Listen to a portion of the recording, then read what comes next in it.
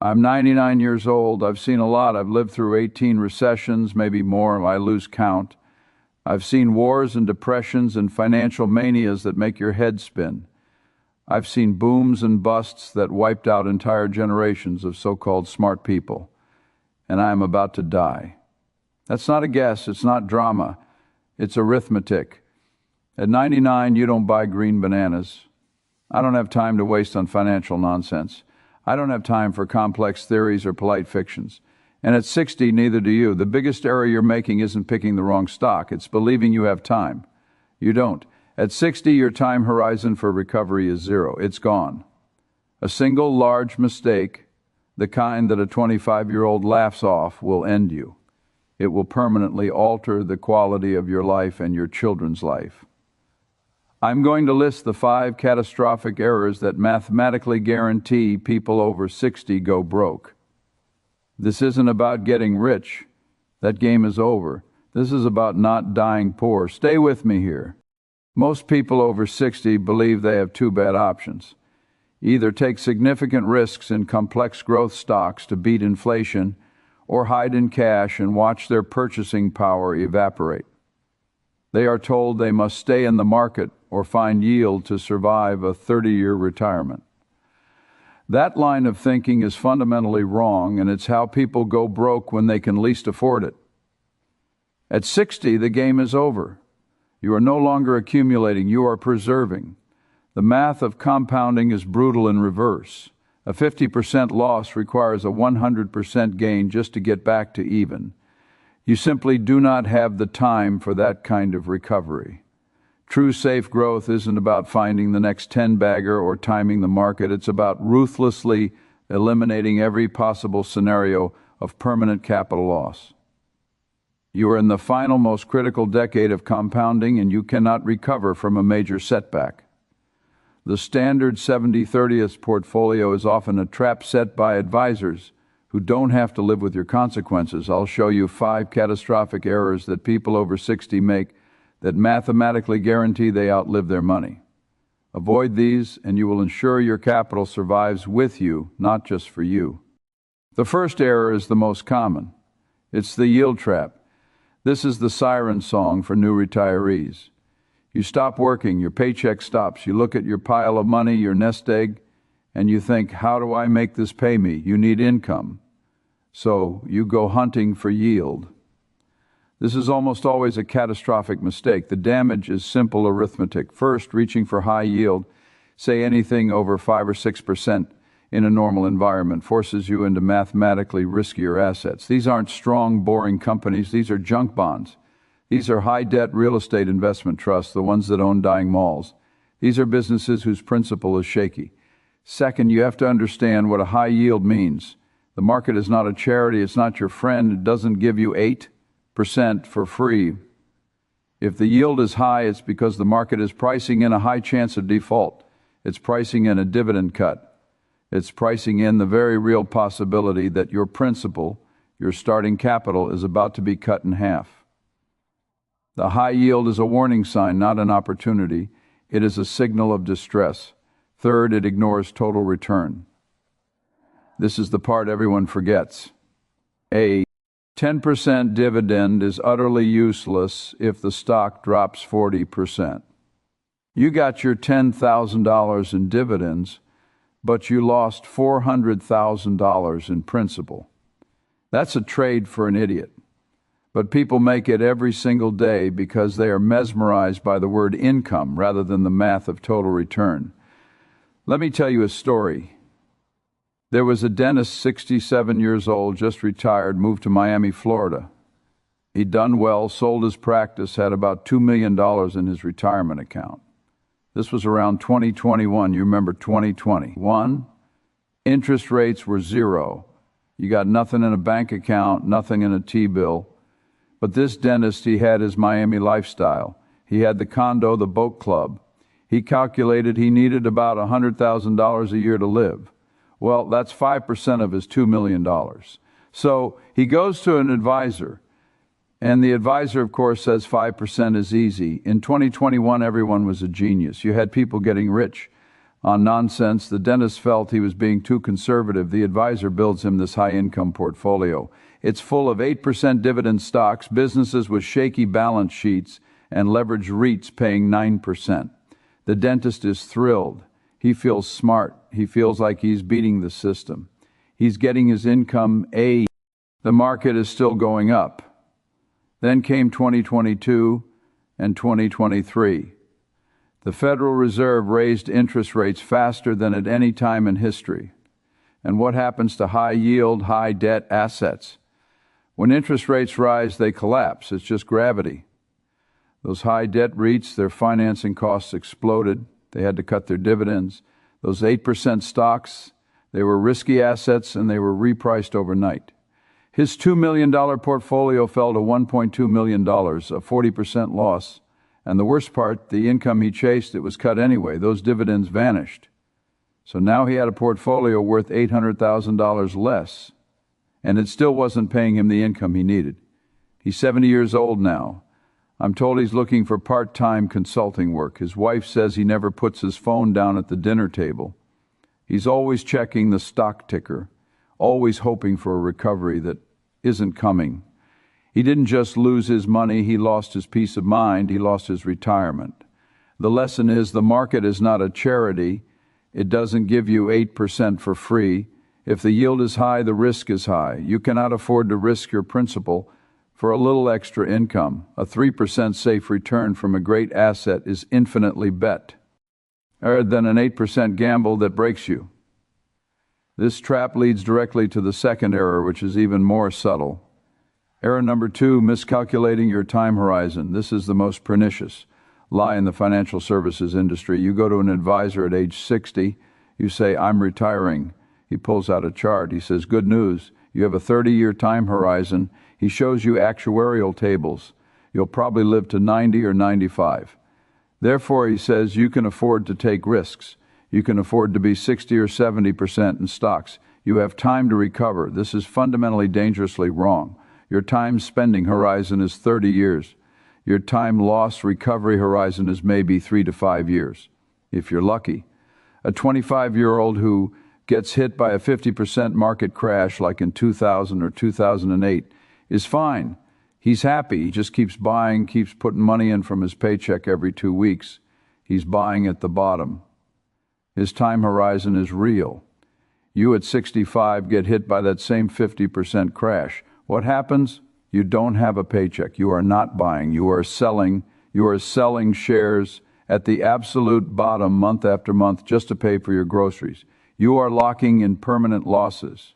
You don't recover. You are destroyed.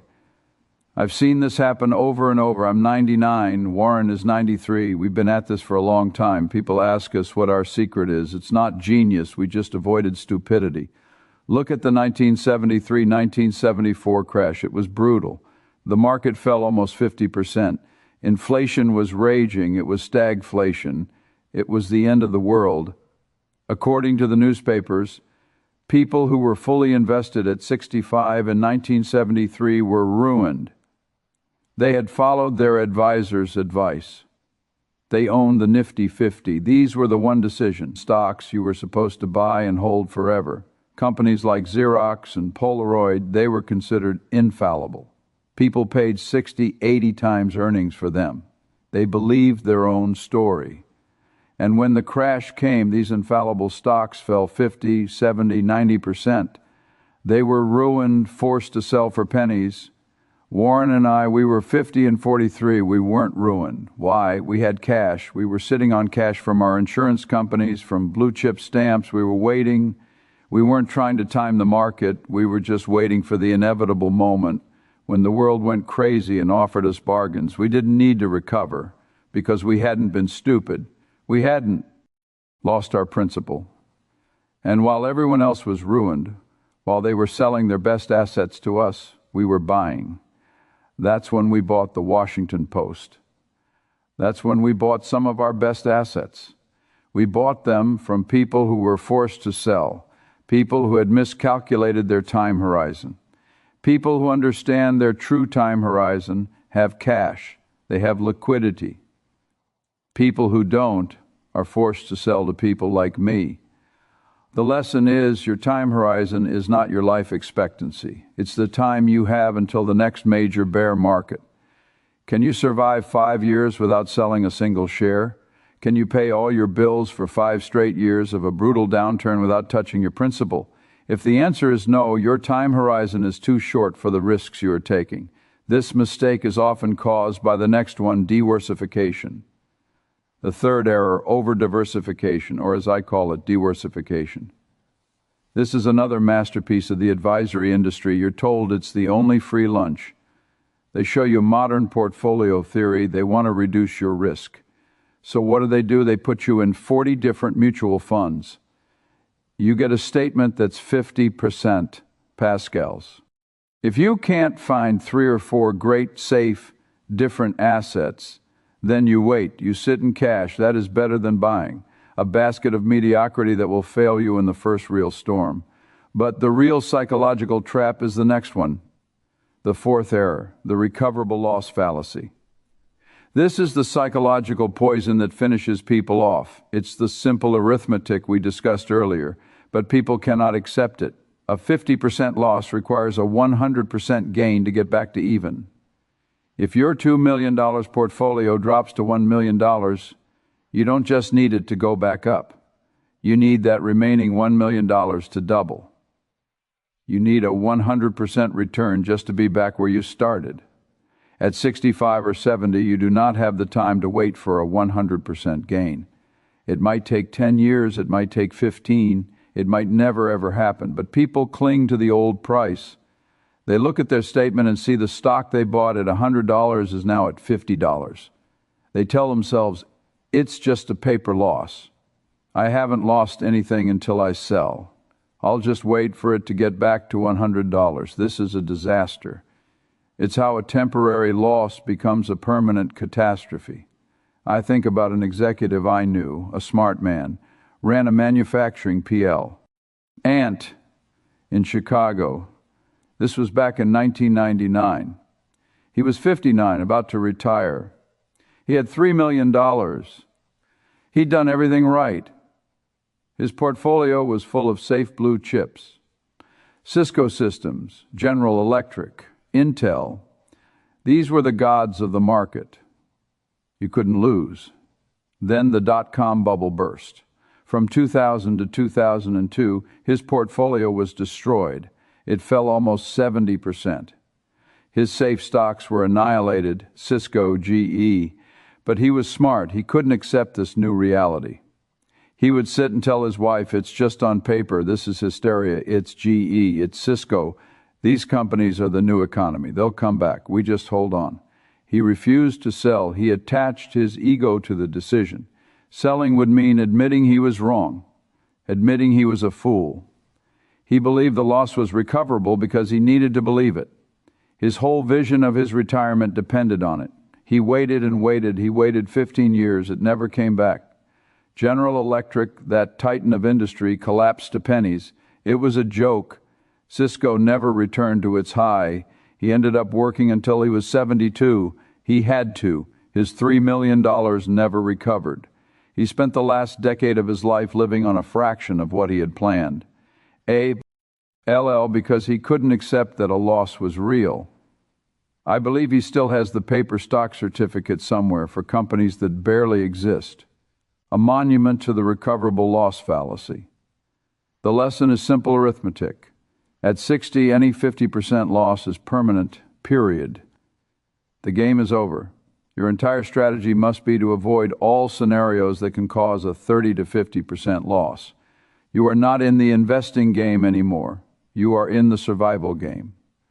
Which brings me to the final error, the person who causes all the others. The final and most dangerous error, the advisor competence error. This is the one that ties it all together. You've worked your whole life. You've saved. You're 65. You're nervous. You don't want to make a mistake. So you do the responsible thing. You hire a professional. You find a financial advisor at a big impressive bank with a marble lobby. You are outsourcing your survival to someone who is statistically mediocre. Worse, you are outsourcing it to someone whose incentives are not aligned with yours. How does your advisor get paid? He either gets paid a commission for selling you a product or he gets paid a fee based on your assets under management.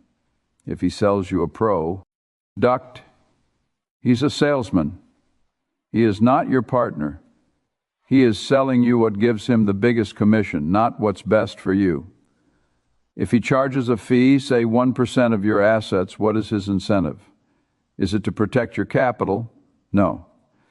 His incentive is to gather your capital, and once he has it, his incentive is to put you in the standard cookie-cutter model, the 70/30th portfolio that is easiest for him to manage. He uses the same model for everyone. Why? Because it's inside his circle of competence. Not because it's right for you. He doesn't have to live with the consequences. You do. He still gets his 1% fee even while your portfolio is down 35%. He gets paid for failing. It's a crazy system. Think of a woman in Pasadena, a retired school principal, a widow. She's 70 years old. This was back before the 2008 crisis. Her husband had passed away, left her with $1.5 million. It was everything. She was scared. She did what anyone would do. She went to a nice man at a big famous bank. The name of the bank was on a skyscraper. It was a name her husband had trusted. The office was marble. He was kind. He spoke in a low, reassuring voice. He had plaques on his wall. President's Club. She wasn't. Just trusting him, she was trusting the institution, the brand.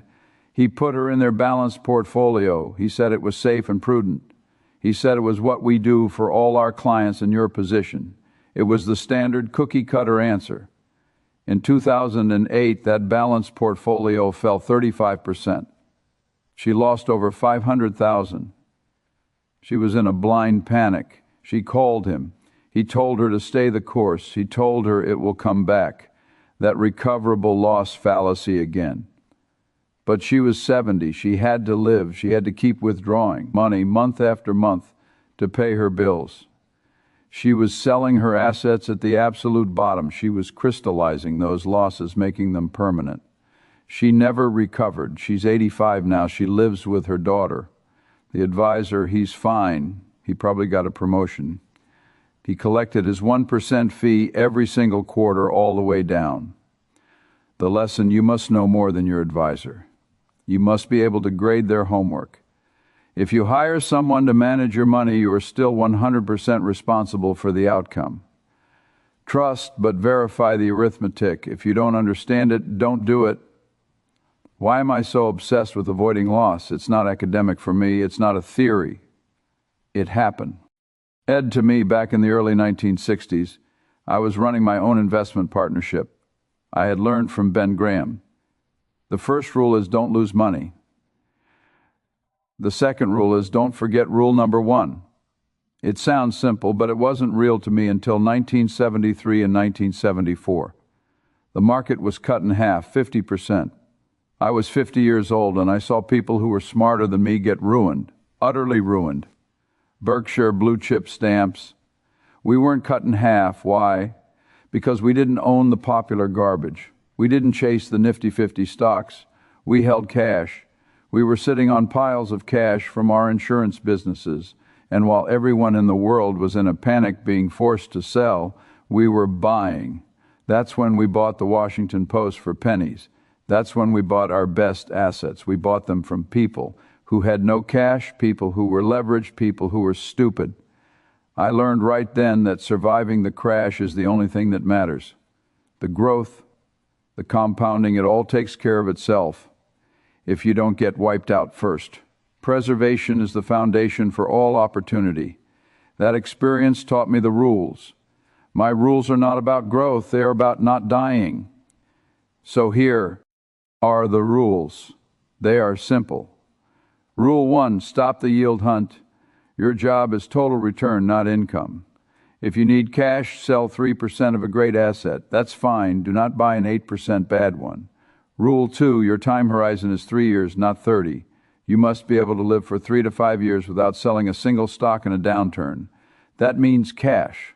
Cash is not trash. Cash is oxygen. Cash is your power to wait. Rule 3, invert the losses formula. Do not ask, how much can I make? Ask, how much can I lose? If you can lose 50%, you eventually will lose 50%. Avoid that scenario at all costs. Rule 4, buy 3 things, not 300. Find 3 to 5 assets you understand completely that cannot go to zero. A great monopoly business you understand. That's it. Forget diversification. It sounds simple. Let me show you what this looks like when someone gets it right. I knew a woman, a high school history teacher. She never earned a huge salary, but she was sensible. She saved, she retired at 65, and she ignored all the noise. She ignored the advisors. She didn't chase yield. She bought 3 things in her life. First, her house. She paid it off. 0 debt. Her cost of living was low. Second, a simple. Let me tie this all together. Remember the errors: chasing yield, miscalculating time, diversification, believing losses are recoverable, and trusting the advisor who sells you the other 4. The formula at 60% is not about growth.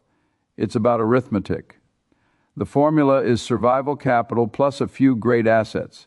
Survival capital is 3 to 5 years of your living expenses in cash or T-bills. That is your real-time horizon. That is your oxygen. The great assets are 3 to 5 things you understand that cannot go to zero. Your house, a great business, an index fund that you never sell in a panic. That's it. That's the whole game. I'm 99. I won't be here to see the next crash. But you will. You are 60, you are 70, you are in the preservation game. Don't be stupid. Don't lose your money. You don't have the time to earn it back.